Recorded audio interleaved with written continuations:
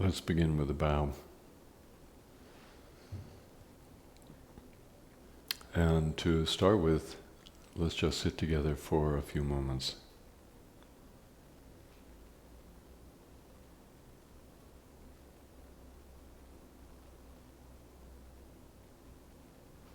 You can begin by paying attention to the breath at the tip of the nose.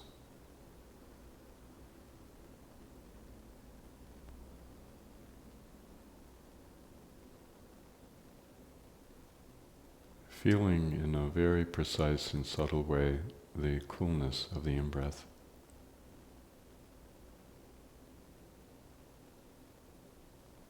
And the slight warmth on the out-breath.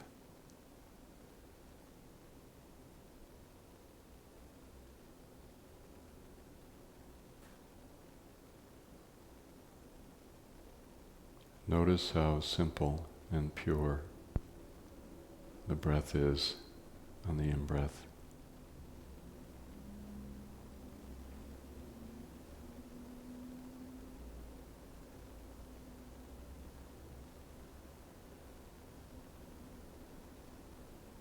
On the in-breath, have the feeling of falling into the breath at the tip of the nose,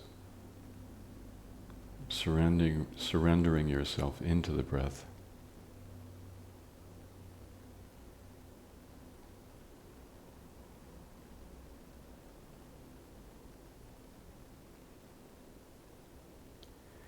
And folding everything that comes up into the in-breath and let it dissolve in the in-breath at the tip of the nose.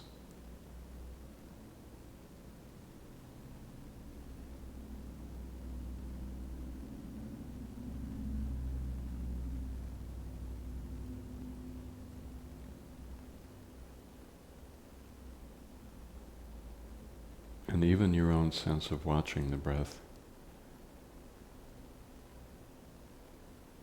dissolving that into the in-breath.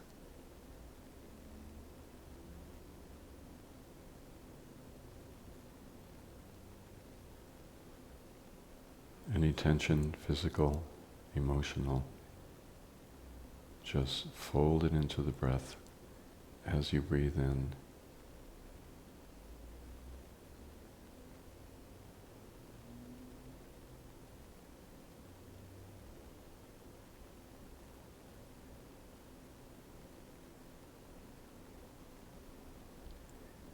Letting go of all self-consciousness and letting that self-consciousness dissolve into the breath as you breathe in.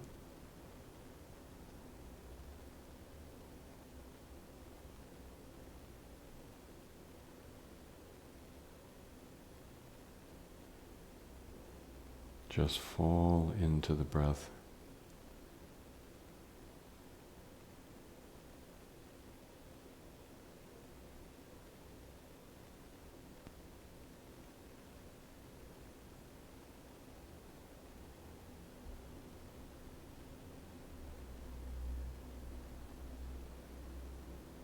Notice there are moments when there's only the breath.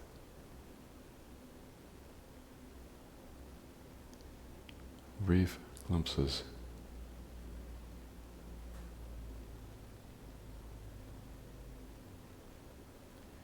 And then the breath is everything. It's the whole world.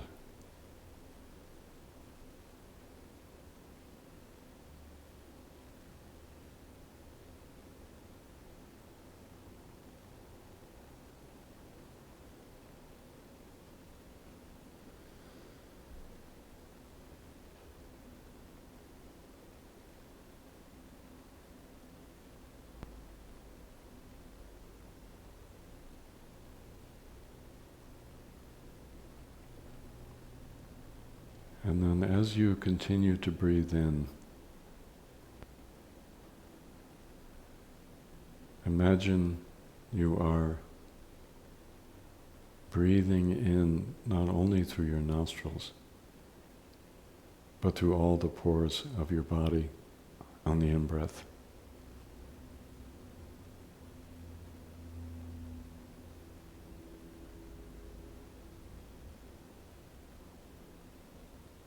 It's as if your body as a whole is breathing.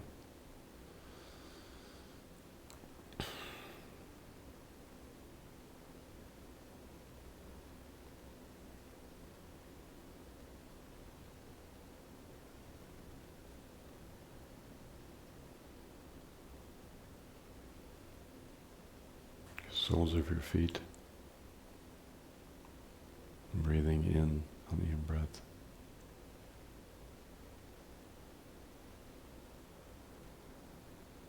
Your feet, breathing in.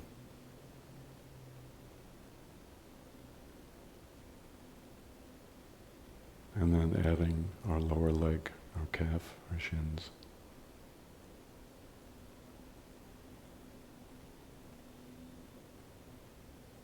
Our knees.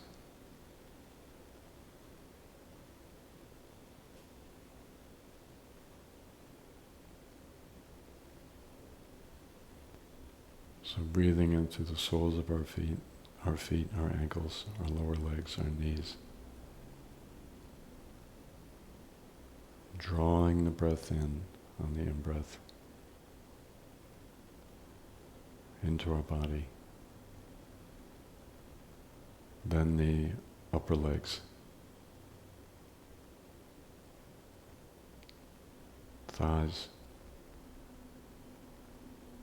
backs of the legs,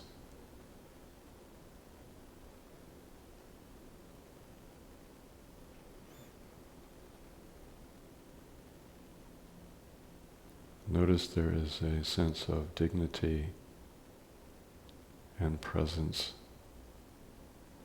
and beauty that is growing in our body as we do this.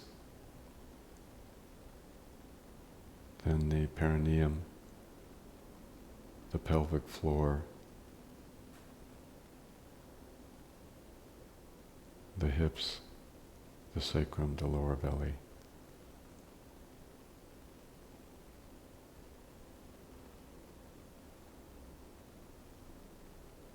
We're drawing in life itself into our body, and our body responds with joy. Then the front part of our torso,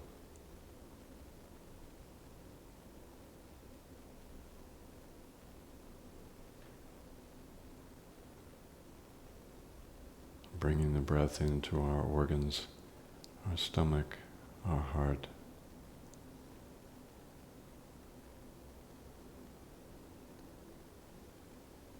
And then our back from the sacrum up to the nape of our neck.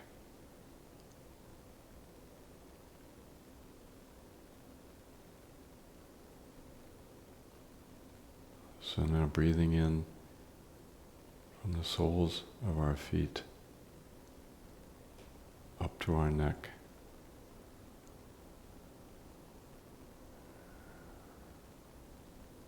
And then our hands, our wrists, our forearms, our elbows, our upper arm.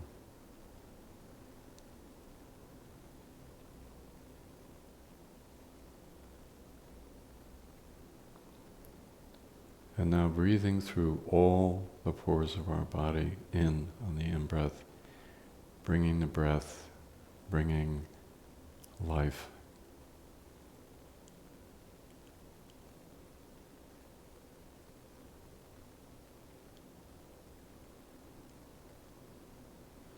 Into all of our trillions of cells on the in-breath.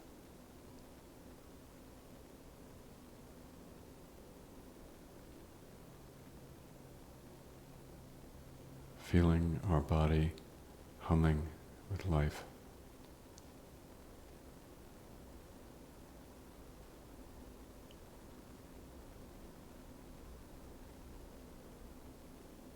Feeling the breath fill us.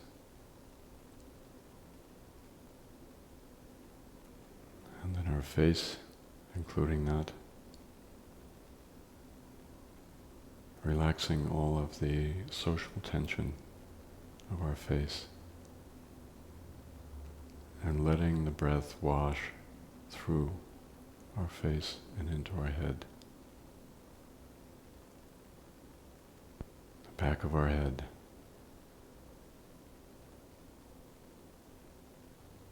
and then bringing the breath even to the very center of our brain.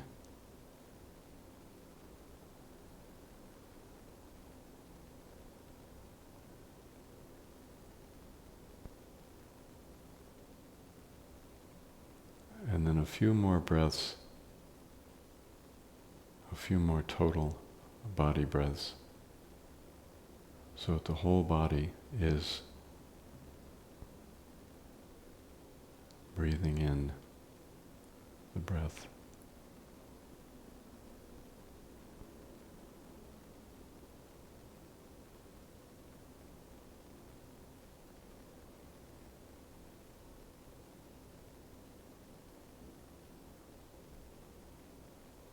And then feeling the interior of our body as we do this.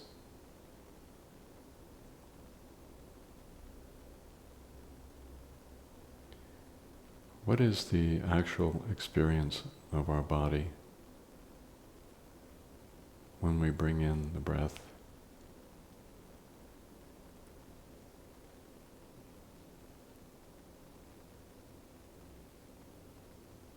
Does it feel fluid?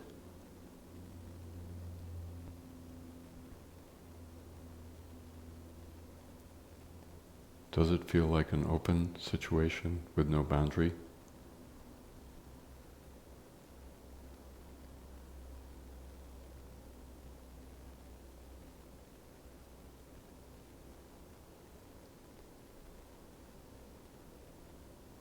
Is it humming and vibrating with life?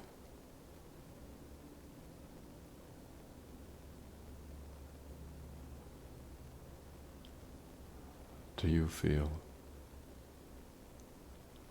an extraordinary sense of presence as you breathe in?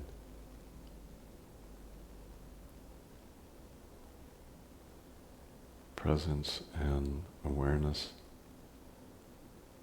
a somatic feeling and sensing of life.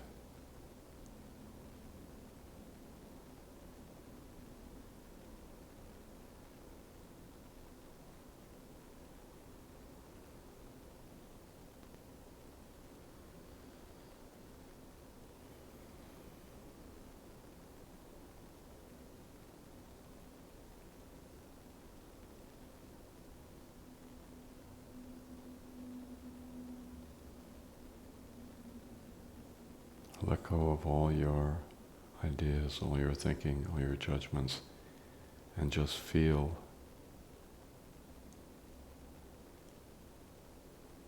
the primordial experience.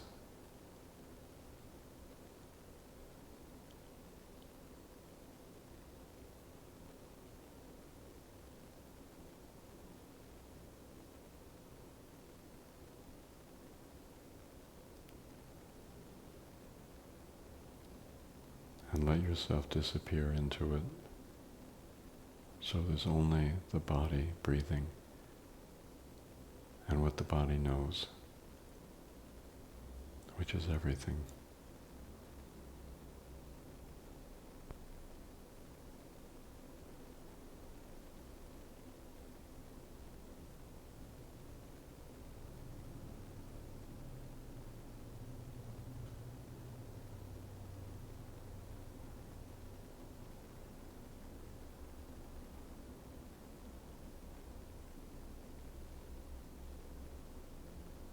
As we do this, a strange thing happens.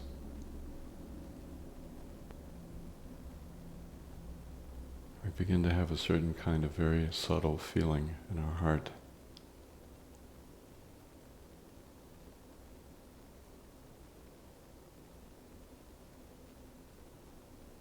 See if you can notice that.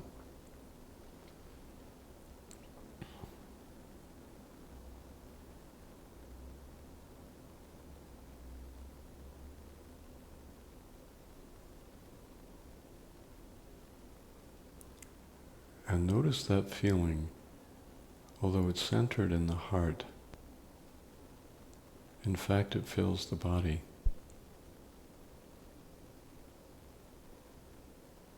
It radiates out.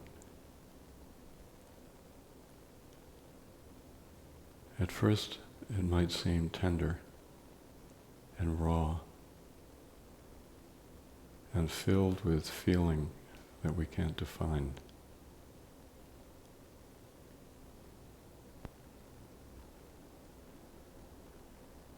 And then it feels more like yearning and longing.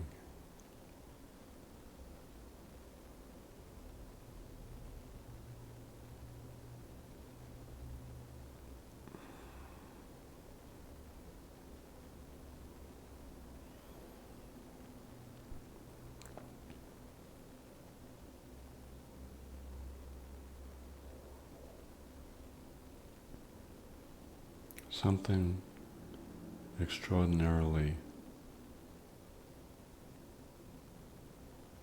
gentle and vulnerable and tender and filled with feeling is waking up in us.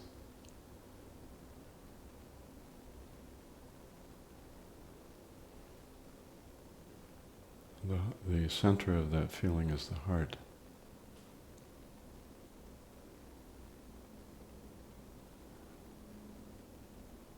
But it fills the body too. So keep breathing and just see if you can feel that awakening heart within you.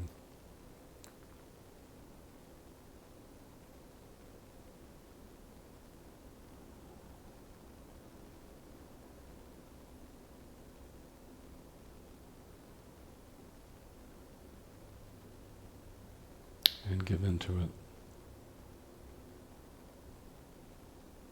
Don't hold back.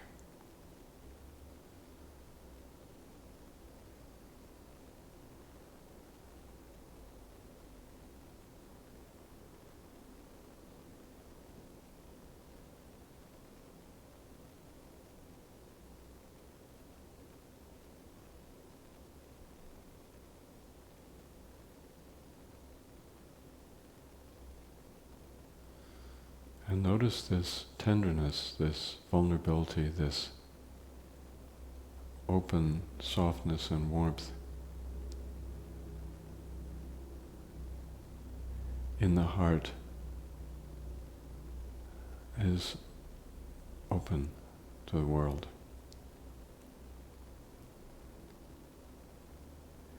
It's as if our heart had no covering at all, and it simply receives and knows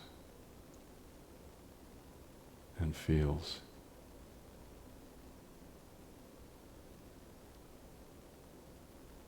The bounding, bursting life all around us, without judgment, without restriction.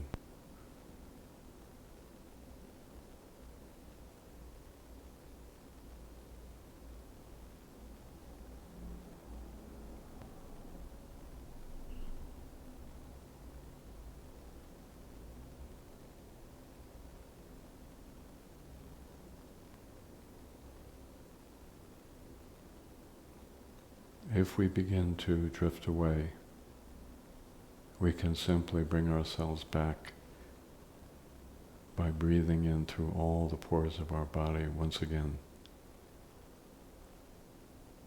and feeling the interior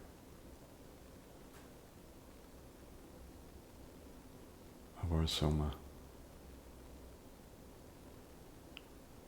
and identifying with the field of tenderness that is our body.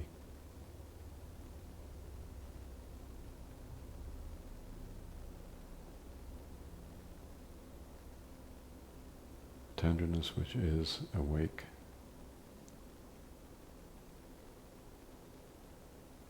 And receives things as they are.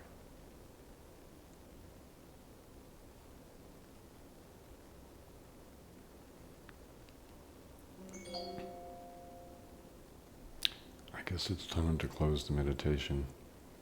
That was my cell phone, and I think it's my son. So maybe you could take my phone, out. That would be really helpful.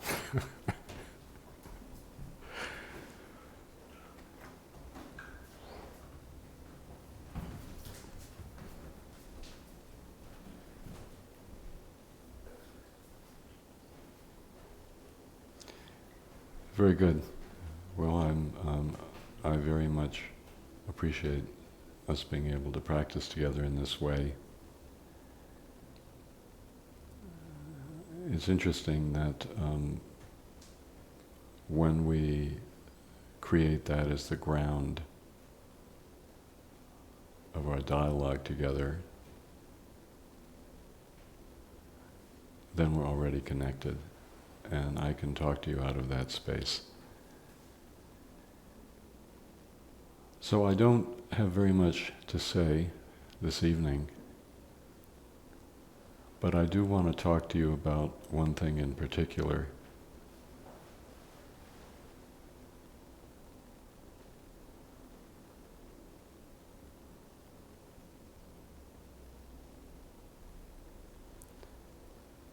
I want to talk about the process of meditation in relation to the practice that we just did.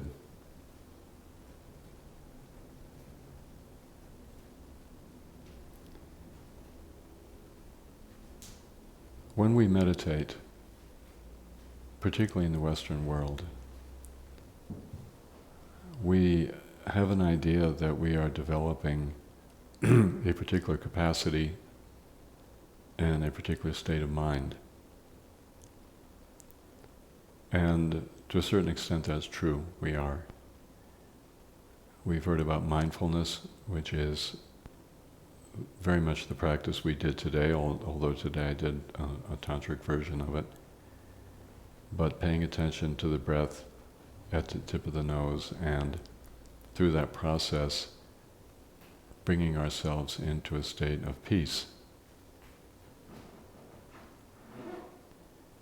When we do that, for many of us, as I mentioned before, we think that that's the point of meditation, to feel peaceful.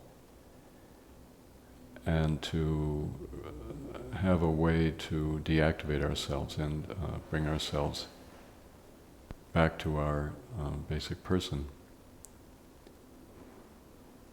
So in the tantric traditions in which I was trained, there are actually 2 steps to the meditative process. And I mentioned these before, but I'm going to review them because there's a point I want to make here that actually came up for me personally very strongly during the time that Caroline and I were away. We were up in the mountains of central Colorado hiking, which is something we love to do, and we hike. We do a lot of hiking, and we hike up high, and we find out a lot of things. And this was one of the things I found out, what I'm going to talk to you about. So, obviously, we begin our practice with some kind of technique to bring ourselves back. And our mind does in fact become peaceful. And we do in fact feel better. And some of the emotional ups and downs of our journey in our life begin to abate.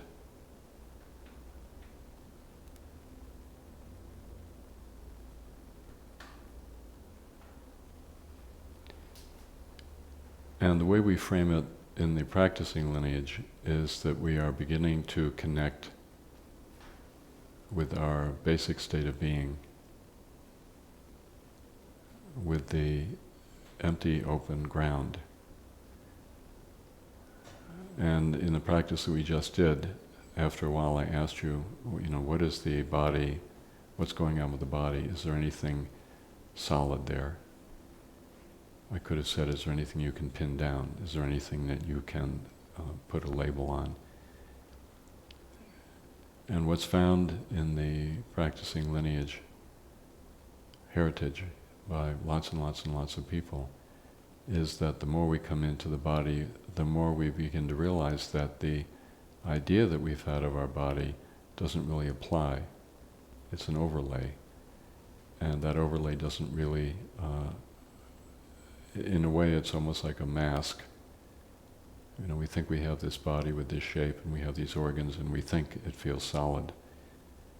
And I emphasize we think it feels solid because when we look the way we just did in the practice, we see it isn't. It's an open, empty, boundless field of experience. In the beginning, that experience of emptiness is extraordinarily reassuring and grounding in a strange kind of way. It's, again, what Trungpa Rinpoche called the groundless ground. And many of us would be, if not all of us, would be very happy to hang out there forever. There are stories of people in Tibet who would go up into the mountains and they would do the kind of practice we did today, but they do it for a long, long time. And they would get into a state of suspended animation. I have heard the stories, but I've also met people who have visited yogis in the mountains who have entered into such a state. And for those folks, they can remain there for years, and it's said they can remain there for centuries because everything comes to a halt and they don't even breathe anymore. One of Rinpoche that I know very well told me that he held a mirror up to the nostrils of one of these people and there was no breath. And yet they were sitting there and they were obviously alive, but they were not alive in any kind of ordinary way. So it is possible to do it, and it's a very, very intoxicating state. It's very blissful. It's utterly peaceful. Your mind is infinite. And you could easily imagine somebody wanting to stay there forever and ever, and never depart. But in the tantric traditions, that openness of mind that we contact through working with our body, it's a real openness. As I've mentioned before, in a lot of our meditation, when it's based on the thinking mind, there is an emptiness of thought, but because it's not, the experience isn't somatically grounded, it's not real emptiness. It's emptiness that is occurring as an alternative to thinking. And again, as I've said, it's the thought of emptiness in a sense. It's a mental construct. And what we're doing is we're holding the thinking at bay. And anytime you have any kind of even subconscious intentional activity, ego is involved. Ego is doing its thing, even if it seems to be very spiritual. When we discover emptiness in the body, however, we are contacting our true condition as human beings. Our true somatic ground is, in fact, completely open and empty and pure and vast, boundless. And that is the step number one. Step number two is the important one. Step number one is essential, of course, no doubt about it. It's very healing. It's unbelievable. A lot of people think it's enlightenment. But there is another step. And the second step is what happens, what arises out of that somatic, utter, immaculate openness. And what comes up is life, with a capital L. It's our life, our personal life, not the one we think of, but the one we actually have. And it's also at the same exact time life with a capital L. It's the life of the universe flowing through us. We are an instance at that moment of the life of the universe.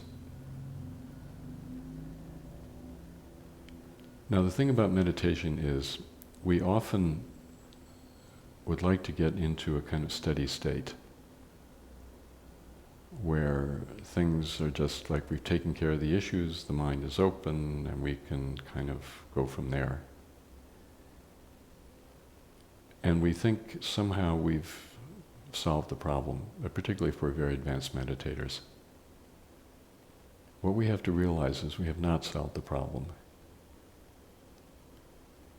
Out of the utter, unimaginable openness of the Soma, of that infinite space that we discover in our body, out of that arises life, our life, life, emotions, images, somatic feelings, encounters with people, experiences in the world.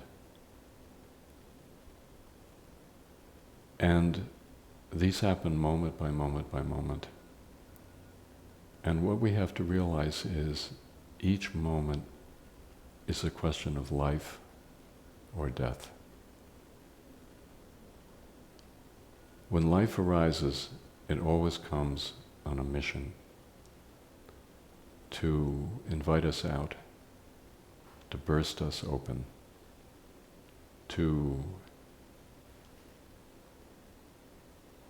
challenge us to let go of the past, what we think, to prioritize life itself over personal security and comfort and perceived safety.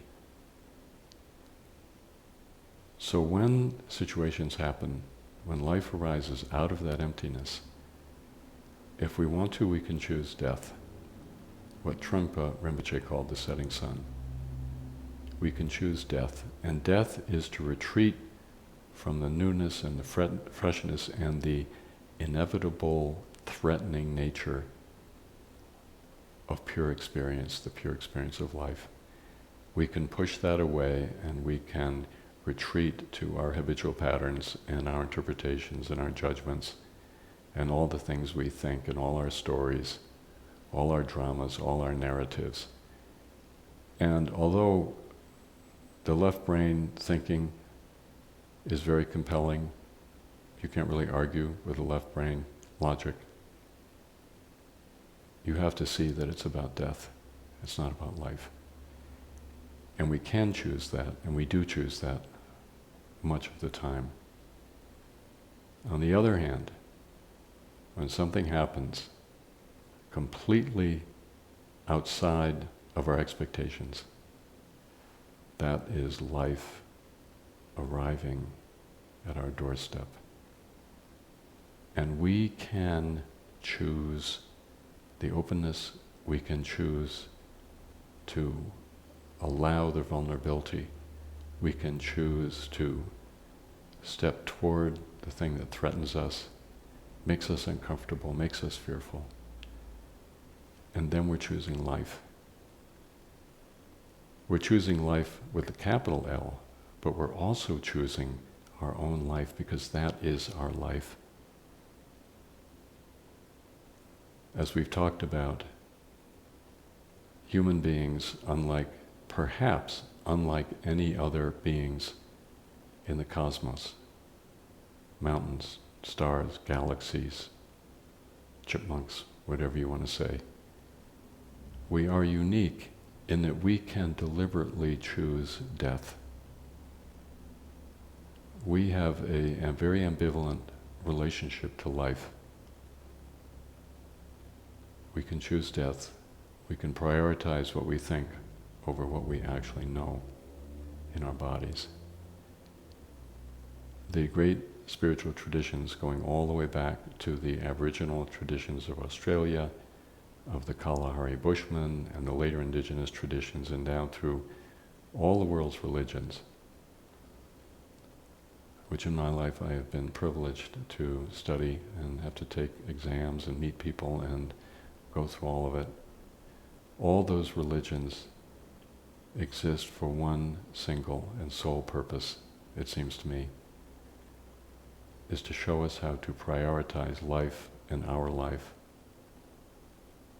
over the desire for security and comfort, which in the end walls off life and makes us live in this tiny little claustrophobic cocoon where we never see the light of the sun and we never see the blue of the sky, not really.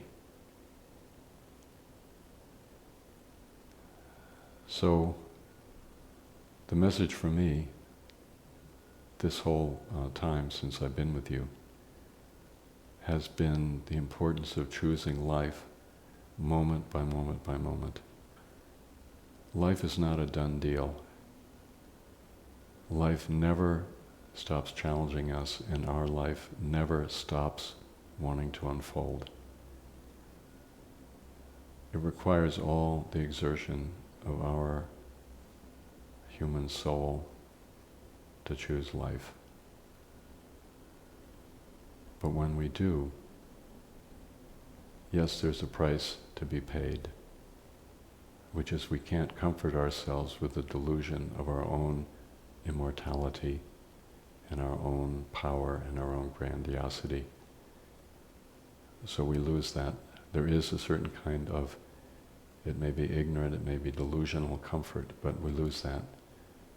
But what we gain is everything. To quote Jesus once again, and for some reason the Christian thing has been very, very much on my mind. If you're willing to lose your life for the sake of life, then you'll gain the whole world. So a very interesting process for us as practitioners in a world that is always promising that the next thing is going to give us comfort, next thing is going to give us greater grandiosity, the next thing is going to give us power, unheard of power over the world, over others, wealth. You know, we live in a world where those kind of promises are dangled in front of us, and yet at the same time fundamentally we know that that's not how it is. And I personally feel so privileged to have met Chogyam Trungpa. Nightmarish though, frankly, sometimes it was, being around him, and to have been able to just be in an environment where this lineage became a treasured reality and a reality that haunts me, to this day. But that haunting is a good thing. It's a good thing to be haunted by what is outside my ego, what is outside my own ideas, and to be invited out and invited into it. So let us choose life and let us train ourselves to be able to do it. Very important point, again, this is the practicing lineage.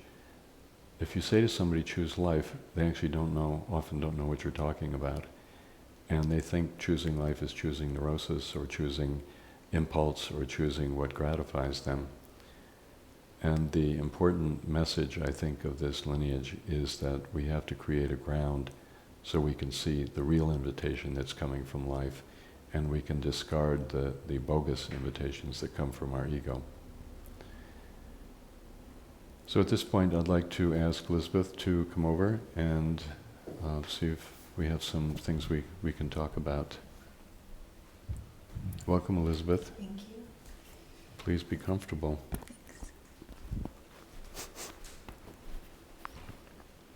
So we have some questions that have been emailed in. Very good. This is from Jnana Deva in London. Okay. I increasingly find I can let go into the body and have found the 7 points of posture especially helpful. However, something I've always found, is that after letting go into the body, the ego, the left thinking brain, whatever one wishes to call it, kicks back in with a vengeance, sometimes in the meditation, sometimes afterwards. I guess it is saying, here I am, I still exist, don't forget about me. I can also find that after opening up, there is a desire to close down, which can, for example, manifest in eating late-night toast after a late-night meditation. Do you have any advice around this area? Well, I think that's a good question, and it's true that the ego definitely, our ego, and really it's our survival instinct, does need to have its say. It needs to have its day in court. And the meditative journey, really, as I see it, is a conversation between our ego, which is this this self-image that we have developed as part of our human process. It's inevitable that we have developed this sort of sense of a coherent and small identity to begin with. We have to, in order to grow and develop as humans and to begin to relate to our world and learn language and, understand other people, and how society works. And that's our project, is at a certain point in life we begin to realize that it's actually cutting us off from something that's much bigger that is calling to us. So the meditative journey is this conversation that goes back and forth, and we know from the life of the Buddha that conversation in him occurred right up to on the night of his enlightenment. There was a part of him that still didn't believe it. He did not believe it. A part of him believed that maybe I can be happy, maybe this enlightenment stuff is just really nonsense. And part of him believed that maybe if he just worked hard enough, he could have the power that he wanted so he wouldn't feel insecure. And we know this from the traditional biographies. Well, if that's the case with him, it's certainly going to be the case with us as well. So I think, we do meditate, and then these very deep, what Jung called complexes, or these very deep patterns of protectiveness that we set up around ourselves, and defensiveness, and very strong emotional antipathy and bad feeling. All of this is part of a very primitive ego structure that we've developed our whole life. And that needs to come to the surface. It needs to come up. And the more we meditate, the more we begin to realize how insistent that very deep narcissism in us, as it is in all people, how insistent that is. So you provide room with it, and I think it's really important to have a sense of humor about how ridiculous we can be. We can journey to the ends of the universe in our practice, and then all of a sudden something happens, something triggers us, and this very deep upwelling of paranoia or jealousy or hurt feelings or despair, all of a sudden it totally takes our mind over. That's the deal. That's how we actually resolve things. Over time, this sense of self begins to soften. It's almost as if you're inviting in damaged children that are actually you. They're parts of you. You're inviting them to come and sit with you. You're inviting them to come and be with you. And they begin to soften. And strangely enough, we begin to learn that a lot of the stubbornness and depth of despair of these parts of ourselves, a lot of it is due to the fact that we have actually never been willing to admit those parts of ourselves into our consciousness, or admit that we feel that way. So, very important experience, the upwelling of ego, and it's not something to judge at all or feel bad about. And it's certainly not something to think that you are somehow not a good meditator. It's not that at all. It's that because of your meditation, then the deeper the wounded parts can come to the surface and can be resolved. And I think something I mentioned in a previous live stream, if you really get taken over, you can always lie down on the floor and breathe into your lower belly and keep breathing, because that's your life. And that technique Some people say, well, I don't know where my lower belly is, I can't really feel it. It's okay. You just imagine a point in your lower belly between your perineum and your navel, and you imagine yourself breathing into it, and you just stay there. And lo and behold, something is going to start to shift, something is going to begin to happen, and the whole process will become softer. So I don't really see a problem here, and I don't see a problem with you have a whole day of meditation and then just have to go and eat a chocolate cake or get a pizza and about 8 beers. I mean, we have to be very gentle with ourselves. This is a hard thing that we're doing, and we're dealing with survival patterns that go way back. And this is really hard work, and it's bloody work, and it's dirty work. But it is so worth it, because we can, in fact, free the prisoners from the dungeons of our own unconscious. We can definitely do it. And then life becomes very amazing and very fantastic and very free. But those prisoners are never going to stop showing up. And if they're not our prisoners, they're going to be somebody else's. So this is our deal as humans. This is what we're working with. Jennifer from Australia writes, I am becoming more familiar with shikantaza, although to date I would say my daily experience is more general than subtle. You suggested exploring the space and its subtlety. If you could give some further teaching or instruction on this finer level of exploration, it would be most helpful. Well, I think with the Vajrayana style shikantaza that we teach in our lineage, and I believe people can find that on the website, can't they? It's free. I do believe so.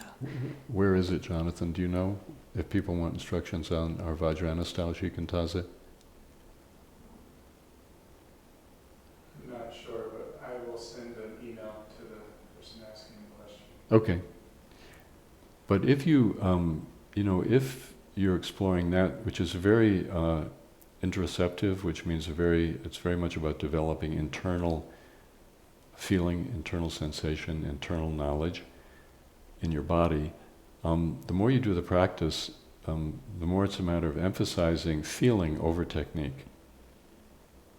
One time I asked Trungpa Rinpoche about a very technique-oriented Vajrayana practice, and I was a little concerned because the technique was elaborate and it was really hard to do, and he became cross with me, actually, and what he said was, technique is not the point is the feeling, the somatic feeling. You have to feel what's going on. And I would say that to you also, that just try to feel more and more and more subtle levels what's really going on in your body when you do the points of posture. You do the points of posture, they're very important because they give you a container and they hold your experience. But then within that, you begin to relax and you begin to feel what's going on. And that decision, to prioritize feeling over technique is a very natural one, and it will help you, I think, a lot to explore the subtleties that I'm talking about. Rodrigo from Mexico asks, there has been so much energy flowing through my body for almost 3 years. I haven't done anything to willingly activate this prana, or whatever it is, and yet it is there almost all the time. And I think it is one of the reasons for my chronic fatigue and pain in my body. Any advice on how to release this energy, if that's what's needed? And also, how do I stay still in my meditation when all this energetic movement is arising during that period? I find it almost impossible to stay still because my body is moving on its own, sometimes quite a lot. And if I try not to move too much and stay with the breath or the central channel, lots of physical pain arises.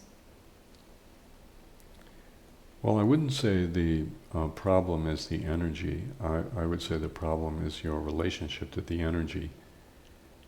I think that, a lot of times things happen to us somatically, and we judge them as being a bad thing. And that happens particularly with physical pain, but it can also happen with energy. And at that point, we have taken a step away from whatever it is, whether it's our physical pain or energy in our body or discomfort or whatever it may be. And then there's inherently a standoff.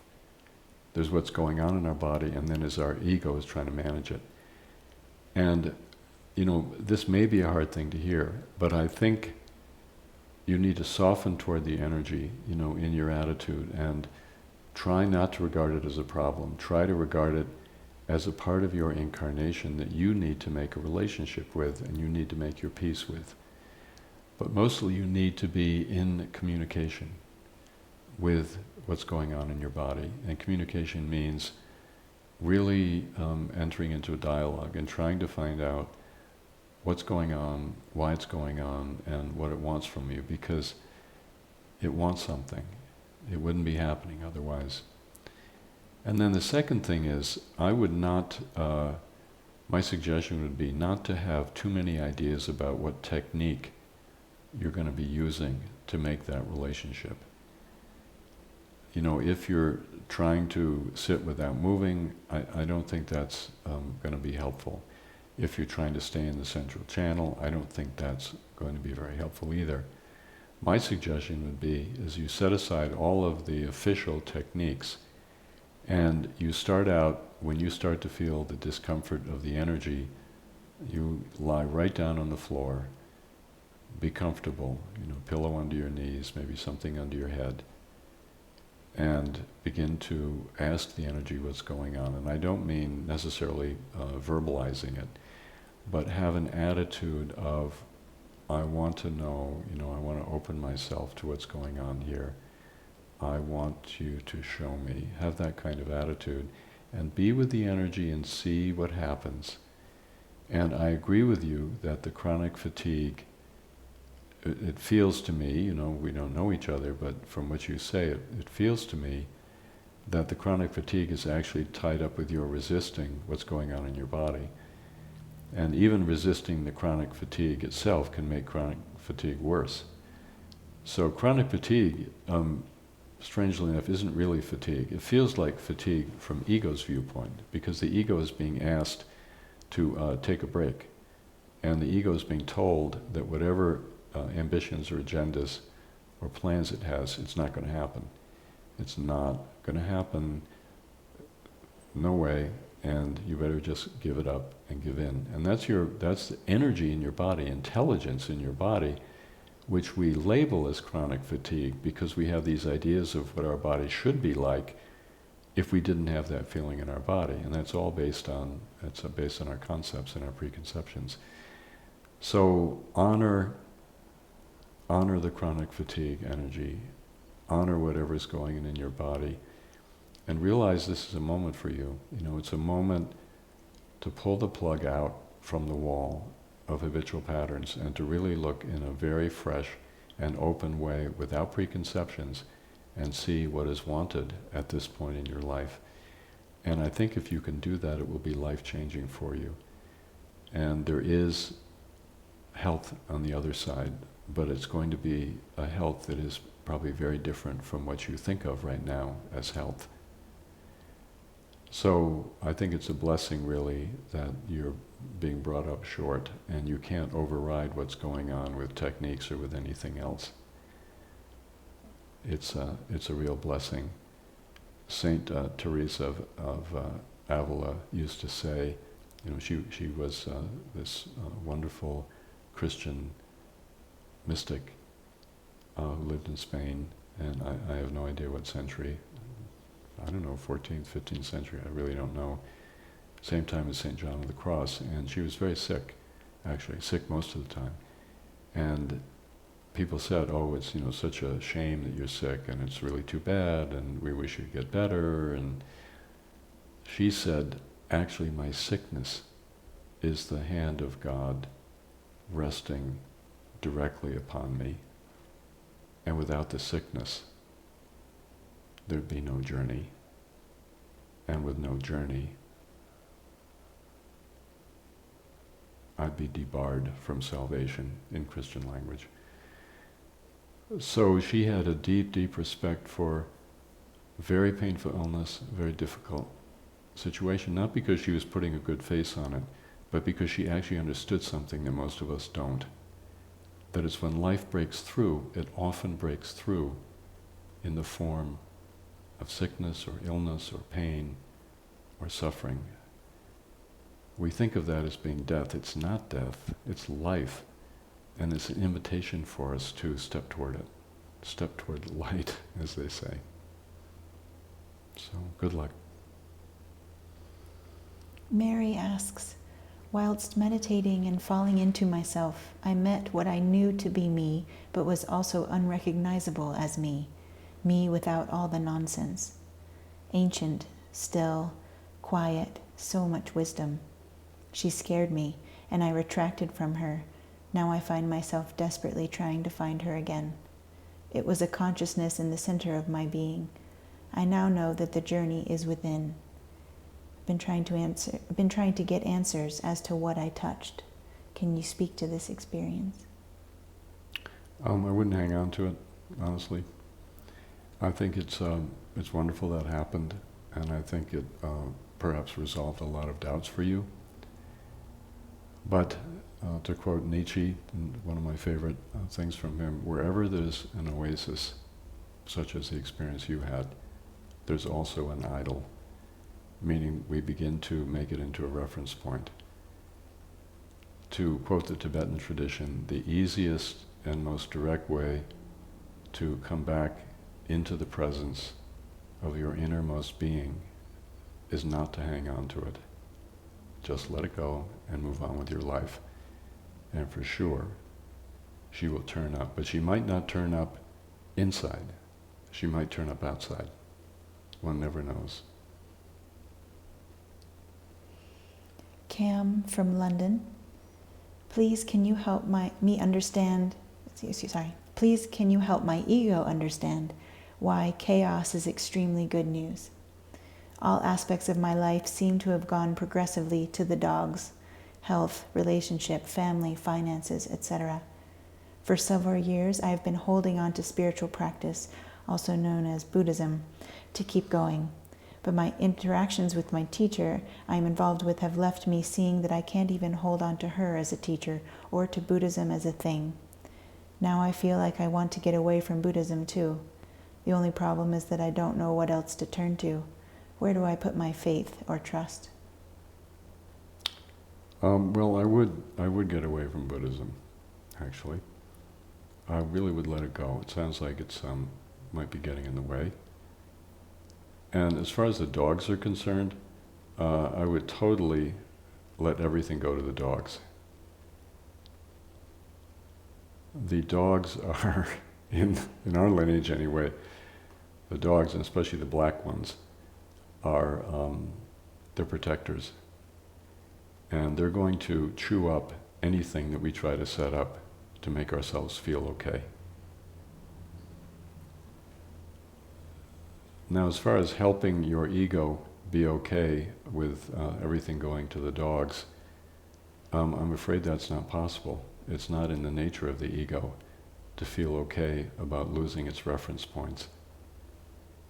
But there is another way, as you may know, a much deeper way to feel okay. And that is to realize that the whole attempt of ego to make things work and to have some kind of ideal life, even if it's minimal, is a bad job. It's not going to happen. Once we realize that, we have to tune into the fact that what is it in us that knows that? What is it in us that knows that we're not going to be able to make everything happen the way we want to? That is the Buddha nature in us, and it's open, it's non-judgmental, it's extraordinarily objective, it sees things as they are, and it's a doorway. And through the somatic meditation that we teach in Dharma Ocean, we're able to enter into that doorway, and we're able to shift our investment from our ego into the much vaster space of our own deepest person. And that's what we're looking for here, not to get the ego on, to feel okay about things, but to realize that we don't need the ego to feel okay about things when we can touch the peace and the depth and the purity of our own basic nature, and we can experience the freedom that we find there. And that so far surpasses anything that any kind of ego fulfillment. It's like night and day. So I think you're going in a good direction, but I just think I would suggest you just trust more what's happening and do a lot of practice. And I'm not talking about a lot of liturgy or ritual or anything like that. I'm talking about just basically connecting with the empty, open awareness of your basic nature in your body. But I think you're in a very good space right now. You're lucky. A lot of people should be so lucky that their whole life falls apart. Soul from Australia asks, I work in mental health and it's a tough job. We are taught in society and especially in these sorts of fields the importance of strong boundaries. I have been practicing your breathing body and studying your book, Touching Enlightenment, and it seems as though this work is moving in the other direction, towards a deep openness and engagement with experience where boundaries almost disappear. I'm wondering how to hold these two perspectives and look after myself whilst hearing about deep suffering constantly. Well, I agree with you. In our society, boundaries tend to be associated with closedness, being closed, and lack of boundaries associated with being indiscriminately open. And it's not like that. When there are two ways to have boundaries. One way is to set up a lot of rules. And my former wife was a nurse in a psychiatric unit for many, many years. And the order of the day, as you indicated, is you have all kinds of rules to keep the patients at a distance and to make sure that nobody is invasive or nobody transgresses your person. That's one way to do it, and I think it's a start. But there's another way to have boundaries. There are natural self-existing boundaries that exist in the human person. And when we do this somatic meditation, we come into ourselves and we are touching a space in us that is completely open, but at the same time it's completely grounded in our body and we are totally home. And that empty, open awareness is for us home base. And when we so-called don't have boundaries, what's going on there is we are being pulled out of our home base and we're over-identifying with other people, and then we get very, very messed up. The practice itself teaches you how to stay home and teaches you how to rest in your own fundamental nature, your own essential person. You stay home. Even though you're very open, you're home. And at that point, what other people do it's not going to hurt you, it's not going to affect you.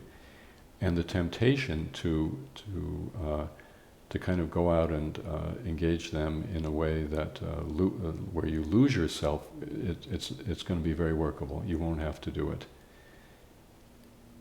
It's hard to explain. I think it's something you have to do. I know with Trungpa Rinpoche, he was an absolutely and totally open individual, and at the same time, you could not be invasive around him because the power of his own inner nature was so strong that you wouldn't dare. And if you tried something, it would just blow on through.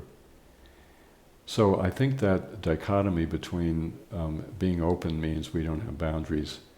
It isn't right. It doesn't work like that. And I think the more you explore, and I would suggest doing it in the clinical situation with your patients, the more you explore staying home in your body, doing the kind of breathing we were doing today, or breathing into the lower belly, or resting in the central channel, whatever it may be, explore what that's like when you're with a patient, even someone who is trying to manipulate you and exploit you. And I think you'd be very surprised that person cannot get a hold on you.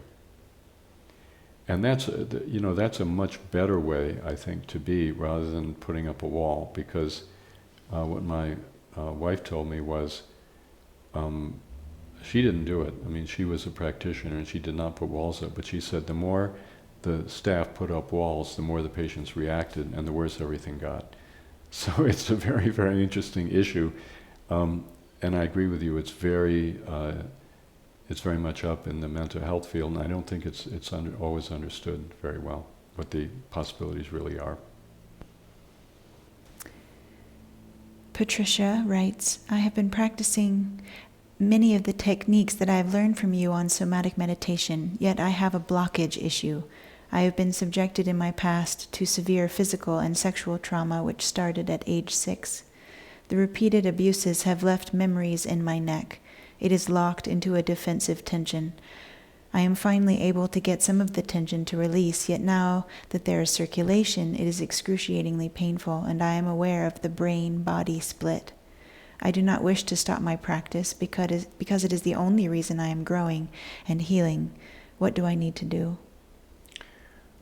Well, this is, I think it's true that practice brings us really up to our edge. And I think with traumas that we have suffered, and I'm not sure if I know anyone that I work closely with that hasn't suffered, perhaps not what Patricia has suffered, but something similar, something that's very debilitating, even though they may be very functional. Pretty much we all have. And my personal feeling is that as you will hear in the therapeutic world, that often, and this is not 100% true, by the way. I know there are people that say it is, but there's a lot of people who say that it isn't across the board. But generally, traumas that were suffered in interpersonal relationships need to be, or are best addressed in interpersonal relationships. And I personally have found, I thought until 15 years ago that I had not had a very traumatized childhood, and lo and behold, particularly working through a wonderful therapist who I talk about quite a bit, I began to realize, wow, I was just like checked out. There's a lot of bad stuff in there and a lot of stuff that I need to deal with, and I need help to do it. I'm not going to be able to do this by myself. So between Caroline and this therapist, it's been an amazing journey.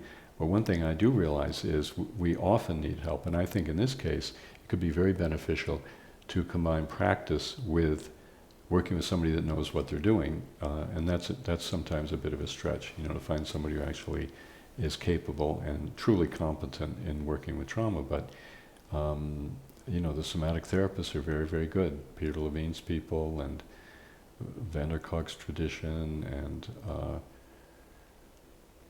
what we do. If you work with a Dharma Ocean therapist, you're going to get this this perspective. So that'd be my recommendation, just to help yourself move through. It's not just a matter of sort of gritting your teeth and trying to work it out yourself sometimes. Sometimes you actually really need to get other people involved, and that's certainly been helpful to me. Sue from Houston, Texas asks, I have been doing the body meditation as you instructed during the 2013 Datun. Staying in process versus focusing on any particular goal, I'm feeling more centered and grounded, and have even had moments of what feel like true emptiness and long moments of just being. I'm also having the experience, though, of feeling stuck in my own bodily sensations and emotions, in my own little narcissistic world. Is there a next step, i.e. further instructions, that will help me to both incorporate my own experiences and to also move to the next level, so to speak, that would feel more expansive and inclusive of others? Yeah, that's a good question. Always in the practicing lineage, we're going back and forth between form, which is working with techniques and following instructions, and formlessness, which is learning how to allow the mind to free itself. And it feels to me that the missing piece here is the second one. It's the contacting the natural, unconditioned space in your own body. It seems like you're probably a little bit too tied up with the eventfulness of your body, but there's not enough contact with the space. Because if you go deep enough into the basic, what we call the basic nature, the basic space of your body, then the issue of narcissism it's a non-issue. And the issue of being too wrapped up in particular experiences is a non-issue. So I think we need more space. And I would recommend, if you've been practicing for a while, I would recommend you get Mahamudra for the Modern World, which is a 33 CD. I mean, it's a huge, project, but 33 CDs that I recorded a couple of years ago, which is all about developing this sense of space. And I think you're probably ready for it. I think you could begin to work on that and, emphasize, letting go and opening and not using technique. Use technique as the gateway, but then let it go. Very good. Well, I think we have come to the end of our time. And once again, I want to thank everybody for being here. And we will continue. And we'll see what next week brings. Let's close with a bow.